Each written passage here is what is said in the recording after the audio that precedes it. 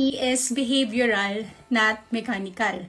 So, even dami mong knowledge about personal finance, so kung paano mo i-apply yung mga knowledge na yon, it is your behavior. Kasi hindi naman automatic na kapag alam mo siya, is mag-a-apply na siya sa buhay mo. It's not mechanical. Remember that. Money is behavioral, not mechanical. So, kung paano na-form yung behavior na yon, it's because of different factors. So, first factor is cultural background. So, kung ano yung culture dun sa place mo or sa specific country, sa specific region, it affects your behavior. Ito rin yung mga beliefs mo, yung mga pinaniniwalaan mo based doon sa kinalakihan mo.